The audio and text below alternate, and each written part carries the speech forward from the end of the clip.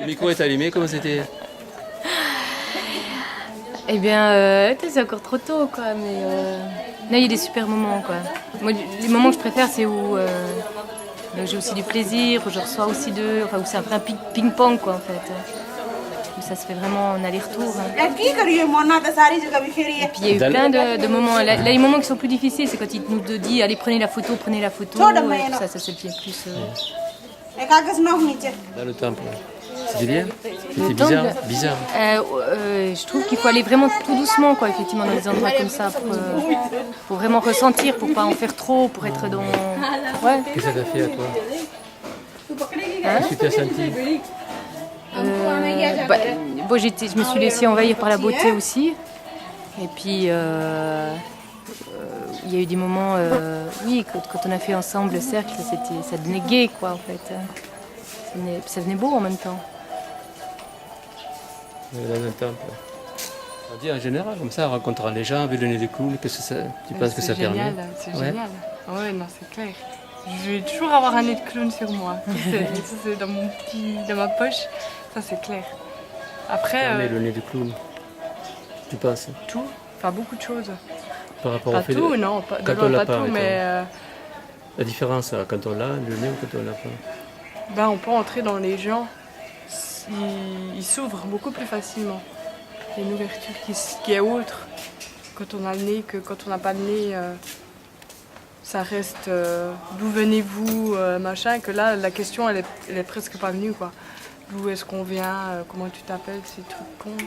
Ben là, on passe outre, on vit le moment présent à fond. Génial, tu peux grossir des trucs, tu peux...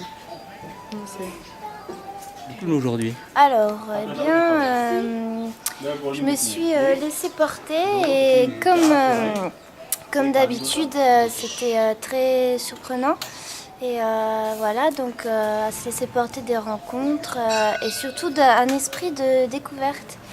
Et voilà, c'est de la spontanéité, ça vient, ça prend, c'est là. Et des rapports qui sont essentiellement plus réels avec la découverte et la rencontre à l'autre qui est beaucoup plus, je sais pas, profonde ou réelle, sans mots, avec un échange comme ça qui se fait naturellement.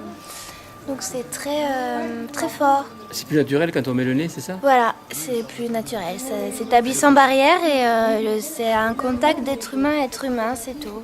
Simplement, voilà, c'est étrange, mais c'est comme ça. Quelque chose de personnel, ça arrive à tout le monde. Donc, en fait, je me suis rendu compte que sans nez, je me mettais beaucoup de barrières pour rencontrer les gens. Et grâce au clown, j'ai compris ça. Faire moi différemment, avec le jeu. Le plaisir du jeu.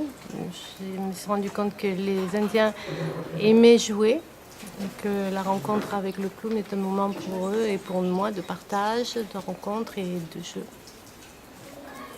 Je veux rajouter que la rencontre se ressent que c'est une rencontre de cœur et avec du sourire et des visages illuminés. When our participants of the clown workshop, they were doing clowning in the city of Jaisalmer, a lady, she tried to communicate. It's a tourist lady, you know. She just tried to communicate with one of the participants. It was inside the temple. Inside the temple, Jain temple, magnific temple of Jaisalmer. And she tried to communicate with one of the participants. She asked, "What are you doing? Why you are doing like this?" And our participant didn't reply, but expressed with the body language and tried to discover this. And suddenly she asked me the same question. She said, "Oh, she's doing something like she's crazy." And I say, of course, she is crazy, but with the nose, like we are, but without nose. And then she didn't understand. She asked me, what do you mean by this? And I say, okay, for example, you are in the temple with your camera. You try to take the photograph. When you like something, you say, it's good. But we, these clowns, we never say little things like it's good. We try to develop from our inside, to communicate, to make them understand, to express our feeling and to enjoy our feeling, to exaggerate it, you know. And then second thing, I explained her that, for example, today you are also tourist, they are also tourist. How many people you meet today? With how many people you communicate? And she said, oh no, nothing, I just visit the monuments. I say, okay, you see the monument, but these people, they communicate with the people, hundreds of people without language. And look, they are doing prayer with the women, with the men, with the children. This is the real communication. 10 minutes. And within 10 minutes, they meet hundreds of people, hundreds of people.